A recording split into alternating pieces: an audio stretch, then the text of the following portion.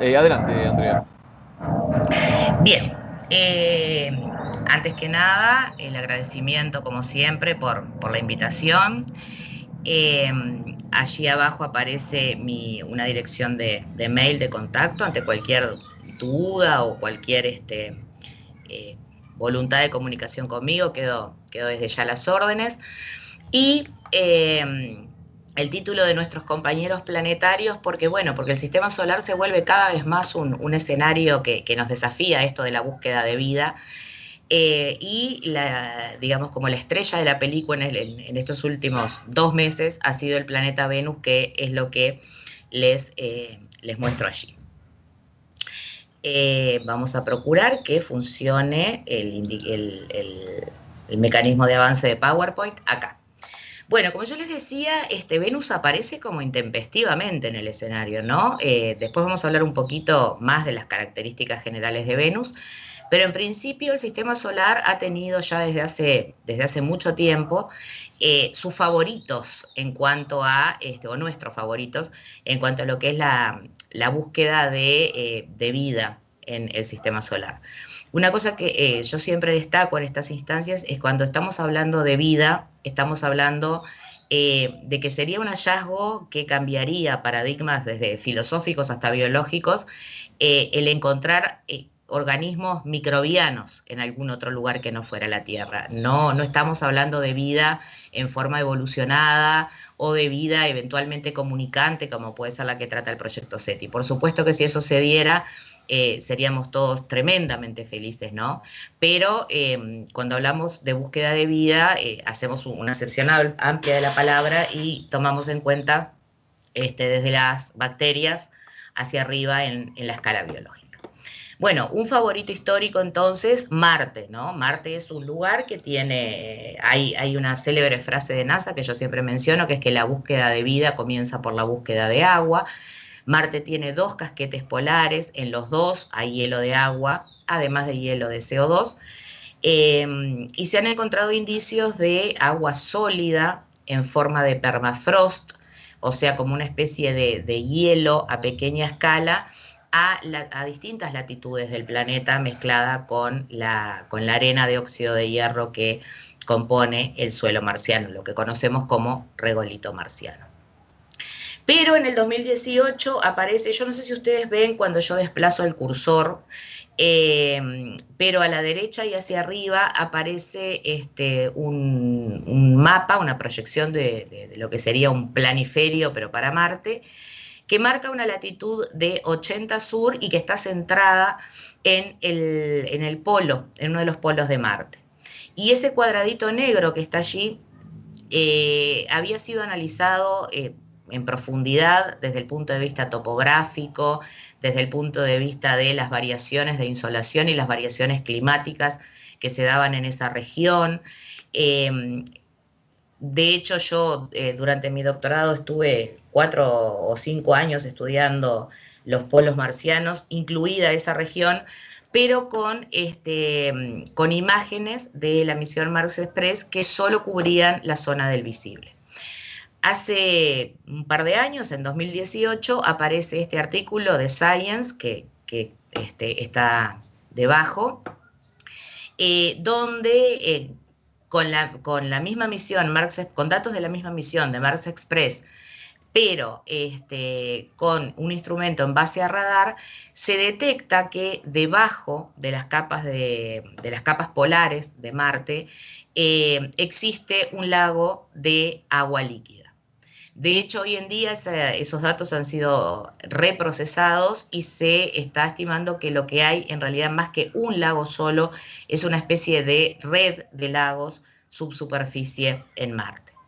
Esto tiene un equivalente muy potente en la Tierra, de esos escenarios terrestres a los que llamamos análogos marcianos, que es el lago Vostok en Antártida. En la Antártida de la Tierra hay una zona donde tenemos varios kilómetros de hielo y luego un lago, este lago Vostok, que permaneció por debajo con esa protección de hielo durante cientos de miles de años, y que bueno, es un objeto de estudio muy interesante en el sentido de que lo que se pueda encontrar en el lago Vostok en la Tierra evolucionó de alguna forma paralelamente y aislado de la evolución biológica del resto de las estructuras en nuestro planeta.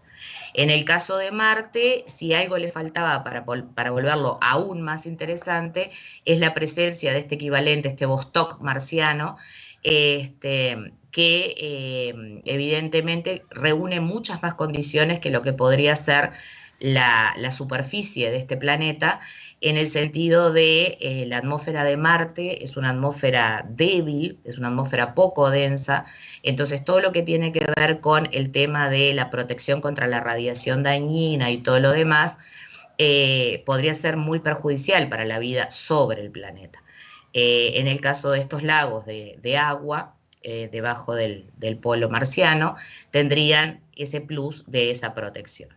Ya están planeadas misiones que van hacia allá, que van a ir hacia allá, a los objetos de intentar perforar y tomar muestras.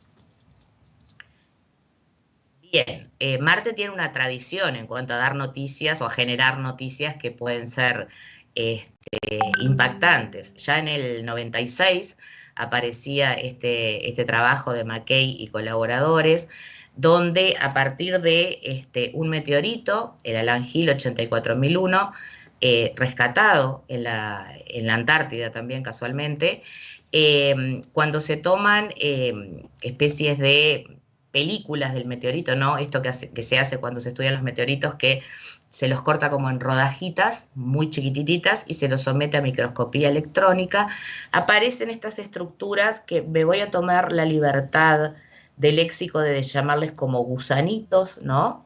Que obviamente son microscópicas, estamos hablando de que se observan con microscopios de barrido electrónico y que semejan a ciertas bacterias que hay en la Tierra. La coincidencia en principio es morfológica, no hay nada que indique, o no había nada en ese momento que indicara que estas estructuras eran o habían sido organismos vivos.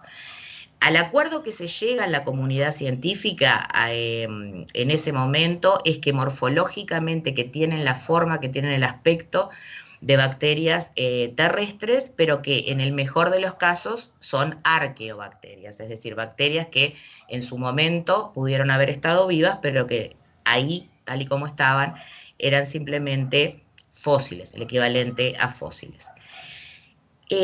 Estas muestras siguen en debate, hay periodos donde aparentemente todo el mundo está de acuerdo en que no, hay periodos en que algunos investigadores retoman esta investigación. En principio, una de las críticas en contra de que estos fueran organismos vivos era que eran demasiado finitos, por decirlo de alguna manera, que el calibre era muy fino como para incluso contener lo que es imprescindible prácticamente en los organismos terrestres, que es los ácidos nucleicos, el ADN o el ARN. Luego se encontraron en la Tierra organismos que tenían menos calibre aún y que podían tener ese tipo de ácidos nucleicos. En principio, hoy en día, el tema de qué es lo que contiene el Alan Hill 84001 está como muy dormido, muy quieto a nivel de comunidad científica, y si yo tuviera que aventurar, diría que en principio esto ha pasado a estar en un estatus de prácticamente de no entenderlo como una evidencia directa de arqueobacterias. Bien, el otro tema recurrente en cuanto a lo que podría ser un indicador de vida en Marte es el exceso de metano que tiene Marte. El metano es un gas que a nosotros nos resulta familiar, que tiene, digamos, es lo que en astrobiología se conoce como un biomarcador. Hay moléculas que pueden ser indicadoras de la presencia de vida, pero no, el encontrarlas no es una condición suficiente para decir, bueno, ahí sí hay vida. O sea, es una condición necesaria, pero no es una condición suficiente. Como ven en este esquema que yo les muestro, tomado de ese trabajo que está citado allí, que es del 2019, hay un estudio en cuanto a si este exceso de metano en la atmósfera marciana puede ser debido a procesos que tienen que ver con procesos minerales, intercambios roca, gas, agua, en fin, procesos abióticos, procesos que no están relacionados con la biología o con la actividad biológica. Pero por otro lado, tampoco se descarta que sean lo que se llaman rutas metabólicas o desechos metabólicos de actividad de lo que ahí llama microbios, ¿no? Es decir, de actividad biológica. Esto se ha medido, digamos, hay muchos trabajos al respecto. En Marte hay un exceso de metano que en principio no se sabe a qué corresponde. Se entiende que es un biomarcador fuerte y que tiene probabilidades importantes de poder estar asociado a actividad biológica, pero bueno, queda el desafío de encontrar si es que realmente existen estos organismos que pudieran generarlo en exceso. Afortunadamente se ha avanzado en las misiones hacia Marte, cada vez se vuelven más sofisticadas, desde las Viking, que llevaban 3 experimentos en la década de los 70 a los efectos de detectar vida en el planeta, y que arrojaron resultados inconclusos. Las misiones que están yendo en curso o que ya están en Marte cada vez son más sofisticadas en cuanto a sus detectores, y yo creo que en el correr de esta década va a haber una respuesta más o menos que genere consenso en el sentido de la presencia de estructuras vivas o de vida pasada en Marte. Por sí o por no, pero hay algunos criterios de consenso. Bien, hay otros favoritos en el sistema solar. Acá ya nos tenemos que como que mudar hacia el sistema solar exterior, son más lejanos. Uno es Titán, que es un satélite de Saturno. Titán fue este objeto de interés durante muchísimo tiempo, entre otras cosas porque es un satélite que tiene una atmósfera muy importante. Se diseñó y se envió una misión, la misión se llamó Cassini-Huygens. La sonda Cassini permaneció orbitando en torno a Saturno, y la subsonda, digamos, que llevaba la misión Cassini, logró bajar en Titán. Titán, como yo les decía, esto es una imagen de Titán, tiene una atmósfera muy densa. Ahora vamos a ver que se dan procesos muy interesantes en la atmósfera de Titán. Y cuando la sonda, desde afuera, digamos, lo que podemos observar es esa atmósfera densa. No se puede tener una imagen con alta resolución de lo que está ocurriendo a nivel de superficie. Por eso los aportes de esta misión, de la misión Huygens, que esto que está acá también son imágenes de zonas también circumpolares en Titán, donde aparecen claramente lagos, ¿sí? Eso es lo primero que se detectan, estructuras de líquido en forma de lagos. También se hace un monitoreo de lo que es la atmósfera, y acá, yo no sé si lo logran llegar a ver, aparecen algunas estructuras más chiquititas que en realidad son nubes, que si me permiten salir un segundito del PowerPoint, se los voy a mostrar porque creo que es un video sumamente interesante. Lo que estamos viendo ahí son nubes que están sobrevolando esa región de lagos. Y se ha podido observar a través de los registros de la misión Huygens, se ha podido observar que en Titán llueve. O sea que hay un ciclo que es el equivalente al ciclo hidrológico de la Tierra: agua líquida, evaporación y lluvia en Titán, con la única diferencia que Saturno está tan lejos del Sol, y Titán está orbitando Saturno, que en realidad el agua está congelada a esa distancia. Lo que cumple el papel del agua en Titán es el metano. No el metano gaseoso del que hablábamos en Marte, sino metano en forma gaseosa en las nubes, pero también en forma líquida en la lluvia y en los lagos de Titán. Las características de Titán no lo hacen un buen candidato para vida actual. Titán tiene todas las condiciones que tenía la Tierra con el metano, tomando el rol del agua, lo que en la Tierra fue el agua, en Titán el metano, en lo que se llama el estadio prebiótico, es decir, antes de que surgiera la vida en la Tierra, había determinadas condiciones que son las mismas condiciones que hay en Titán, pero con el metano jugando el rol del agua. Otro favorito, Europa. Volvemos un poquito hacia adentro en el sistema solar. Europa es un satélite de Júpiter y esa imagen que aparece ahí parece como que si alguien arbitrariamente hubiera hecho rayones en la superficie.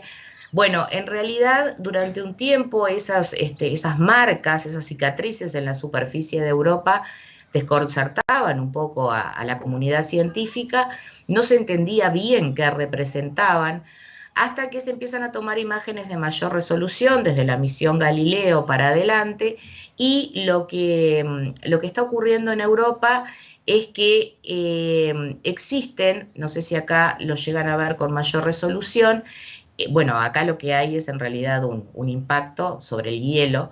Es enteramente, la superficie de Europa es enteramente de hielo, pero estas cicatrices sobre la superficie en realidad lo que son es separaciones entre dos regiones, y en ese gap, en ese hueco entre las dos regiones, lo que está pasando es que está saliendo agua desde el interior del satélite. Acá, no, esta es otra cosa, perdón. Es un mecanismo equivalente, pero a muy microescala, de lo que sería la tectónica de placas en la Tierra. La tectónica de placas en la Tierra abarca tamaños, distancias que tienen que ver con estructuras a nivel continental o supracontinental. En el caso de Europa son regiones mucho más chicas, pero aún así se separan por la salida de agua desde el interior del satélite.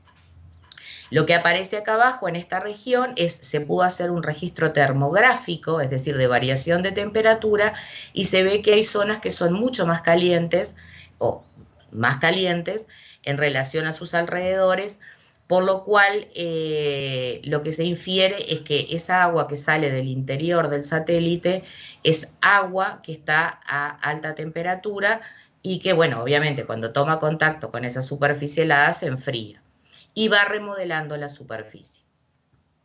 Por otro lado, debido justamente a estos fenómenos, y volvemos a ese escenario, no sé si logré transmitir como una especie de analogía que se va dando, ¿no?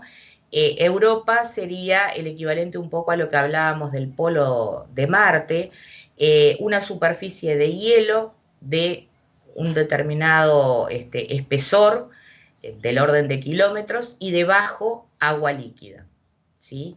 Ya la misión Galileo había detectado que esa agua no solo era agua líquida, sino que además era agua salada.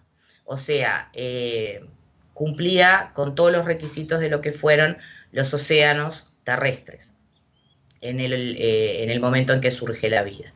O sea que no, ahí sí no podemos decir nada, no podemos ni afirmar, pero tampoco podemos descartar que no haya una diversidad biológica interesante debajo de todo ese hielo en Europa. Y a partir del 2012 empiezan a notarse otros fenómenos que son estas plumas de agua, hasta que finalmente se decide orientar el telescopio espacial Hubble hacia ahí para observar qué eran estos fenómenos. Y bueno, no solamente hay salidas de agua hacia el exterior del satélite a nivel regional, como yo les mostraba en estas diapositivas, sino que también hay salidas que ya son como super geysers, que son del tipo pluma, que tienen alturas de cientos hasta del orden de 1000 kilómetros, que son eyectadas desde el interior del satélite hacia afuera. Acá tenemos una imagen comparativa del 2014, del 2016, y en ambos casos, y más o menos con la misma configuración del satélite en relación a la visual del telescopio, el telescopio espacial, se detecta ese fenómeno. O sea, aparentemente estamos pudiendo ver una actividad aumentada en lo que tiene que ver con los fenómenos sobre este satélite de Júpiter. Una acotación, las observaciones que se hacen con el telescopio espacial Hubble se hacen en el ultravioleta, y es como forzar un poquito la resolución del telescopio. Hubble no se destaca por su resolución en el ultravioleta, por lo tanto, por eso se han tomado muestras con cierta separación temporal, por eso el 2014, el 2016, ante la eventualidad de que fuera una señal falsa, digamos, que al estar tan cerca de la resolución del telescopio, pudiera ser como que estamos interpretando un fenómeno de eyección de material del satélite y en realidad no fuera así. Pero ya con dos imágenes claramente identificadas y muchas más que se han procesado, ese fenómeno está ocurriendo. Bien. El cuarto favorito, este es más reciente, o por lo menos la detección de lo que está pasando allí es más reciente. Nos volvemos a Saturno, estoy como así, como oscilando entre los dos gigantes del sistema solar. Encélado. Encélado también es un satélite, no es un planeta, un satélite de Saturno, y en Encélado sí fue más visible justamente la misión Cassini que yo hoy les mencionaba. En su camino hacia Saturno, tiene lo que se conoce como un flyby, un vuelo cercano a lo que es Encélado, y se ven estos que se llamaron penachos de eyección, que en principio no se tenía muy claro qué composición tenía. Ayer yo participé dentro del horario que pude de las charlas de las excelentes charlas que hubo ayer, y una hablaba sobre cómo a través de métodos de espectroscopía podíamos conocer la composición de distintos gases o, bueno, eventualmente atmósferas de exoplanetas o composición planetaria.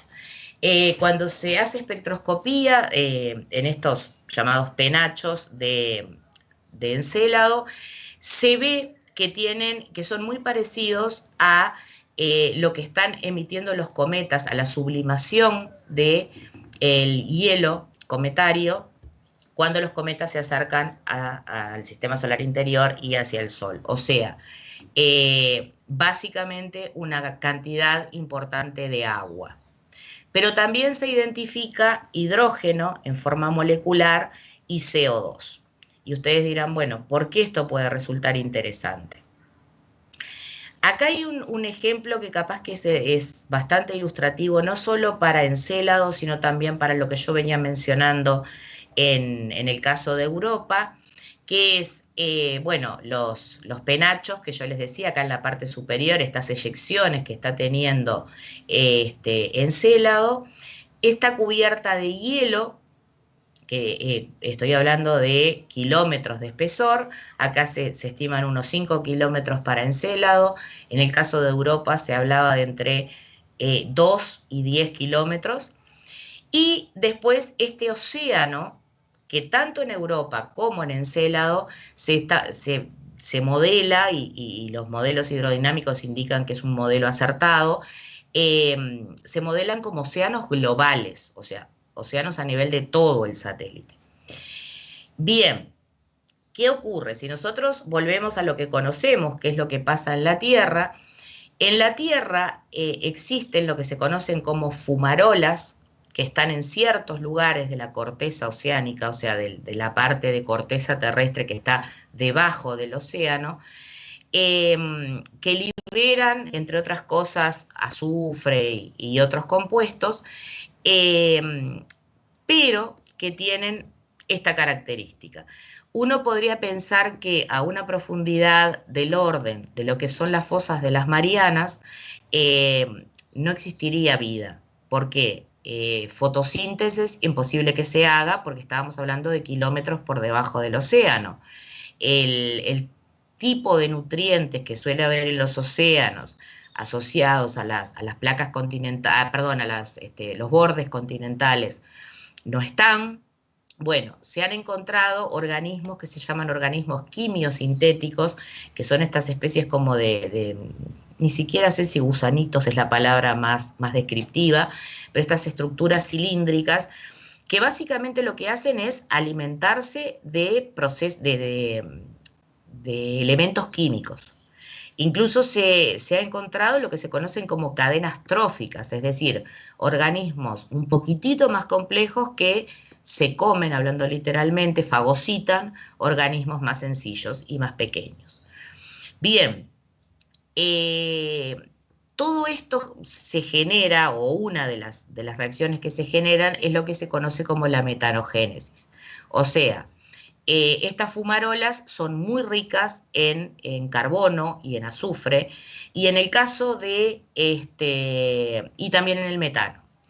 Acá hay una reacción química que lo que está explicando es que, bueno, si yo logro tener CO2 y tengo hidrógeno molecular, de alguna manera o la química se va a ingeniar para generar metano y agua. Bien, esta metanogénesis que está ocurriendo en la Tierra, que ocurre en las fumarolas, en estas estructuras que se llaman fumarolas oceánicas, y en las cuales hay organismos que contra todo pronóstico viven en un ambiente de altísimas temperaturas y tienen un metabolismo ajustado a lo que es la quimiosíntesis, podría darse también en los océanos de Encélado. Y acá yo comencé mostrándole una imagen de Venus, y acá aparece como la sorpresa, ¿no? Venus durante un tiempo fue el objeto de fantasía de los...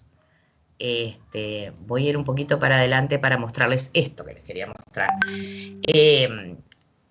Venus tiene el nombre de la diosa del amor, de la diosa de la belleza. Siempre se pensó en Venus, históricamente, como el planeta gemelo de la Tierra.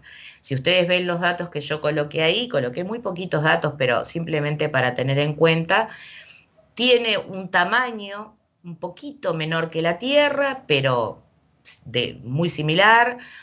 La distancia al Sol es menor, recibe más radiación que la Tierra, incluido la parte térmica,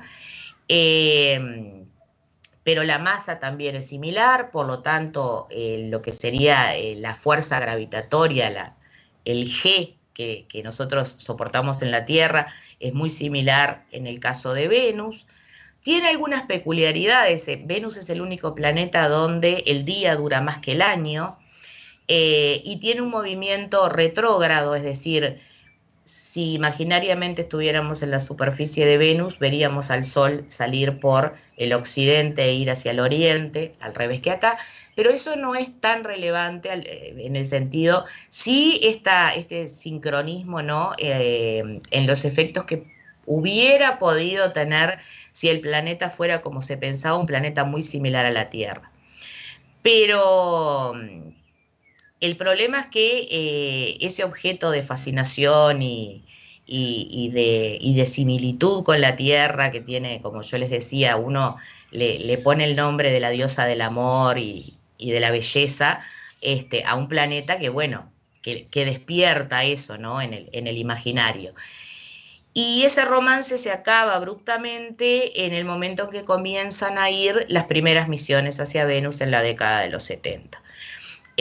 Venus tiene una atmósfera muy densa, por lo tanto, aún con observaciones telescópicas desde la Tierra, lo que se veía era algo muy uniforme, no se podía ver la superficie, y las primeras misiones que van a Venus sufren un destino bastante triste, en el sentido de que la presión atmosférica en Venus es 90 veces la presión que nosotros tenemos en la Tierra.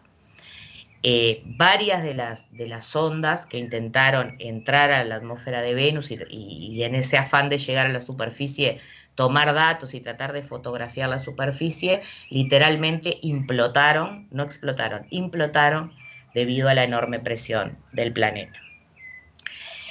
Y si uno se las pudiera arreglar con la presión, cosa que no es posible, le esperan unos agradables 500 grados Celsius. Yo hoy conversaba antes de empezar la charla sobre que, bueno, que Montevideo, a diferencia de la charla anterior que di hace unos meses junto con ustedes, Montevideo hoy estaba soleado, estaba bonito, pero estamos a unos discretos 20 grados. No sé en Chivilcoy qué temperatura tendrán. En Venus tendríamos 500, si estuviéramos teniendo esta charla en Venus. Por lo tanto, con 500 grados en la superficie más 90 atmósferas de presión en la atmósfera, todo ese paralelismo entre la Tierra y Venus y la posibilidad de incluso hasta vida más compleja que se fantaseaba en la década de los 40, 50, en Venus, ese sueño fue destruido por la realidad, digamos. Y Venus pasó a tener un papel bastante olvidado en la astrobiología, ¿no? Si había un lugar que obviamente Mercurio se descarta, pero si hubiera un segundo planeta a descartar en el sistema solar interior, rápidamente iba a ser Venus, más que en el sistema solar interior, dentro de los planetas terrestres. Marte tenía todo el protagonismo y Venus rápidamente cayó en el olvido. Por eso yo les decía o les hablaba de la sorpresa que nos dio Venus este año. Con todos los cuidados que hay que tener en relación a los hallazgos que se producen y que a veces, más allá de que no sea el interés de los autores de los trabajos generar toda la expectativa que puede llegar a generarse, uno hace un mes escuchaba hay vida en Venus, ¿no? Bueno, ¿cuál fue el disparador de todo esto? Fue un trabajo que se publica en una revista muy prestigiosa, que es Nature, dentro de la rama de lo que es la astronomía, y que dice que, bueno, que se detectó fosfina, que es esta moleculita que está acá, por supuesto esto es una maquetita, ¿no?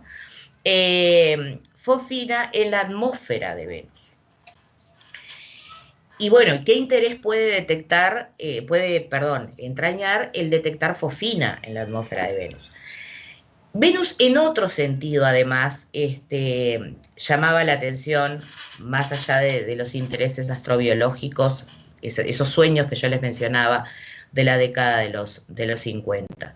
Cuando fuimos conscientes de lo que era la atmósfera de Venus, de la temperatura que había en Venus, Venus en general se usa, incluso en las clases de ciencia a niveles desde los más chiquitos para adelante, como el ejemplo a no seguir, como ese susto que nos ponemos de decir, bueno, mira, si seguimos en la Tierra generando o propiciando un efecto invernadero como el que tenemos, el destino que nos espera es Venus. Y ese efecto invernadero disparado, se le conoce así, que tiene Venus, está dado, entre otras cosas, porque la atmósfera fundamentalmente es de dióxido de carbono. Si nosotros en la Tierra nos preocupamos por el exceso de CO2 que puede generar o puede disparar un efecto invernadero, con una atmósfera que básicamente es nitrógeno y un 21% de oxígeno, imagínense un planeta donde el 90% de su atmósfera es CO2. Entonces, si por algo destacaba la atmósfera de Venus, era por esa presencia de CO2 y ese efecto invernadero disparado. Y bueno, ¿y qué le agrega la fosfina a todo esto? Y yo les decía, bueno, este mes, o el mes pasado en realidad nos llevamos la sorpresa de esta rueda de prensa donde se dio a conocer este trabajo, que en realidad después, buscando un poco en la bibliografía, uno ve que no es una sorpresa tan grande. ¿Por qué? Miren la fecha de este trabajo, es del 24 de marzo del 61, de 1961. Y probablemente otra cosa que llame la atención es el autor de este trabajo, que es Carl Sagan.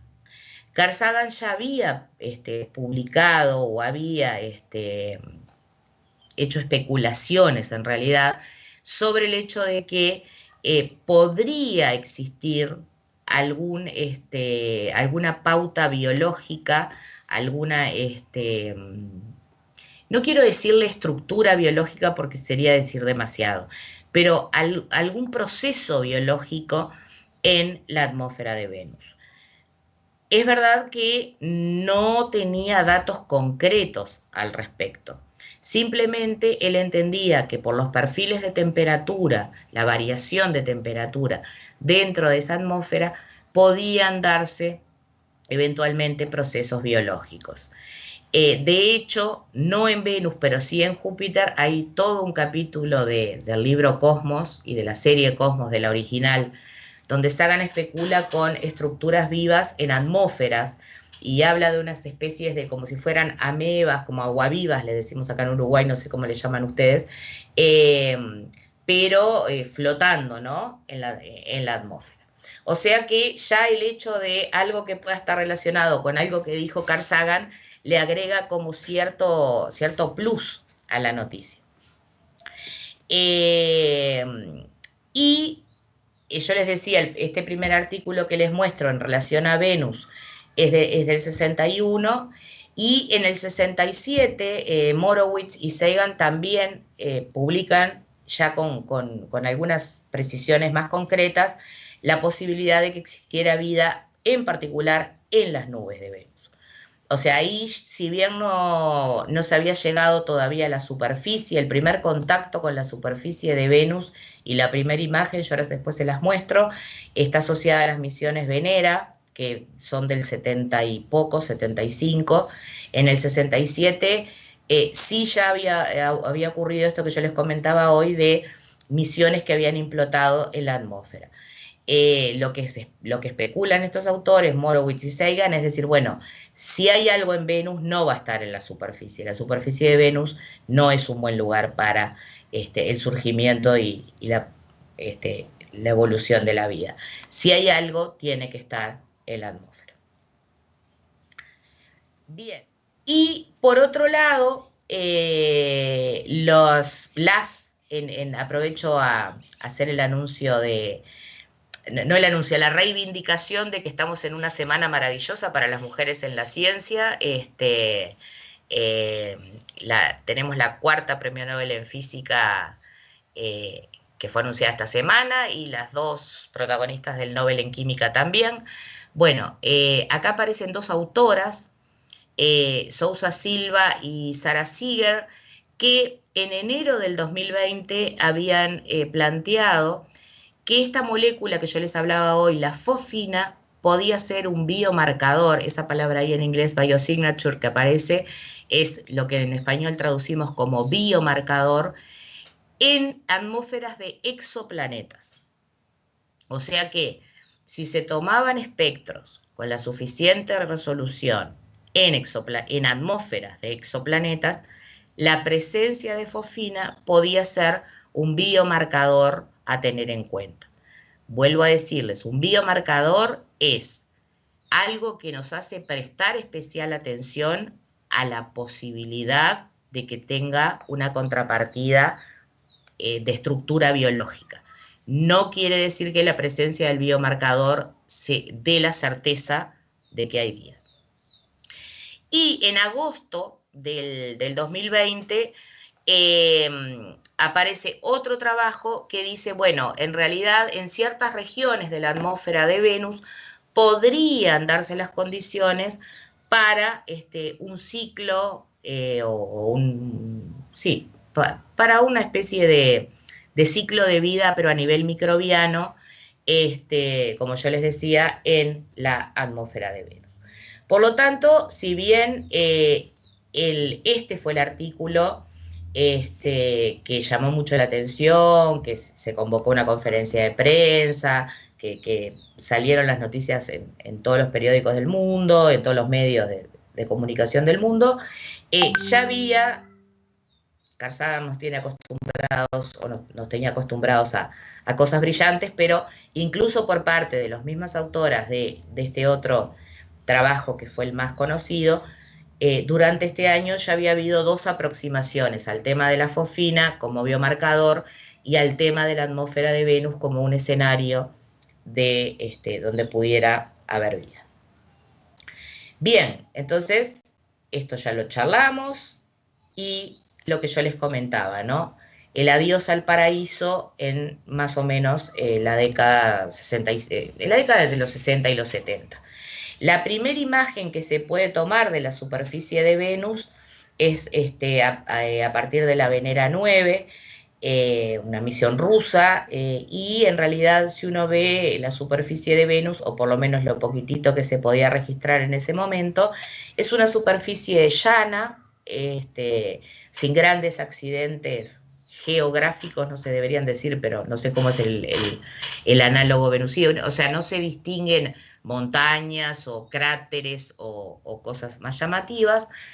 Y muchos años después, la sonda Magallanes logra hacer un primer mapa a nivel planetario de Venus, pero por radar, ¿no? Ese mecanismo similar al que tienen los murciélagos, ¿no? De emito una onda y veo cómo rebota, y a partir de eso reconstruyo una imagen. Andrea, sí. Andá cerrando porque puede haber preguntas y estamos en tiempo. Ya cierro. Bueno, el radar mapeado de Venus lo que nos dice es que Venus efectivamente no tiene grandes accidentes geográficos, digamos, y que sí tiene estructuras que lo que indican es que tiene una intensa actividad volcánica. ¿Tá? Bueno, esa actividad volcánica lo que hace, entre otras cosas, es liberar azufre, dióxido de azufre, agua y ácido sulfúrico a las nubes. Bien, y acá, y esta probablemente sea, esta es la última slide que muestro, acá están los espectros que toman los autores del trabajo de hace un mes, donde lo que encuentran es, si ustedes ven esa línea que aparece en rojo, es el nivel de fosfina que uno podría esperar si esa fosfina estuviera generada por contaminación del ácido sulfúrico, por fenómenos fotoquímicos, y la línea punteada en negro, que es un orden de magnitud más, es la que se midió. O sea que aún considerando causas de contaminación por otras reacciones químicas, queda una cantidad importantísima, muy importante de fosfina, que no tiene una explicación, digamos, no biológica. Bien, conclusiones. En la Tierra, el gas fosfano, que está asociado a la fosfina, se genera por actividades industriales y se genera en ambientes anóxicos, o sea, ambientes sin oxígeno, que están asociados a la actividad bacteriana.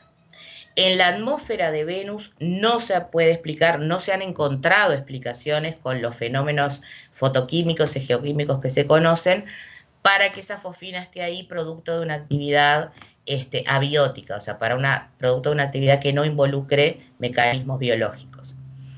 Y bueno, por eso estas autoras mencionan que la actividad biológica es la alternativa, o podría ser ese componente de esa cantidad de fosfina que se encontró. Y bueno, a raíz de esto, Rusia retoma una serie de misiones que las tenía en suspenso desde el 2013, que eran las Venus D, que se piensa que se lancen con el objetivo de tomar muestras de suelo y atmósfera en Venus, y NASA está estudiando el envío de una misión llamada Da Vinci+, con el mismo objetivo. O sea, de alguna manera volvemos a la fantasía en el buen sentido, digo, ¿no? A poner a Venus de vuelta en el escenario del interés astrobiológico. Y bueno, eso es más que nada una expresión de deseo mío, de que sea cual sea el escenario en el que pueda aparecer fenómenos biológicos, vida, así sean microbios, bueno, nos van a sacar de la duda de si somos tan especiales como pensamos que somos, siendo el único escenario de vida en el universo. Terminé. Gracias, Andrea, Llegué, muchas ahí me gracias. dio las corridas, pero llegué. Perdón, Armando, Muy, si me pasé. muy bueno, realmente. Ok, ahí vamos a ver si hay alguna pregunta, entonces, ahí estamos. Dame un segundo que abrimos aquí. No, hay Bueno, un Juan Pablo que la felicita, sí. Rocío que dice excelente, una Carolina que dice que es buenísimo, pero no hay preguntas. O no entraron todavía, porque es como que se van atrasando. Quizás después te molestemos para responderlas, y porque total, esta charla queda luego colgada en la página del parque y ahí podríamos intentar terminar de responder si hay preguntas concretas. Sí, ustedes saben, digo, que yo siempre estoy a disposición, digo, y de hecho por eso en la primer slide mostré mi correo electrónico, así que bueno, cualquier cosa que les interese o que los pueda ayudar a despejar alguna duda o alguna inquietud, quedo a sus órdenes. Excelente, muchísimas Muchas gracias. gracias. Gracias a Un ustedes. abrazo grande, saludos. Besotes.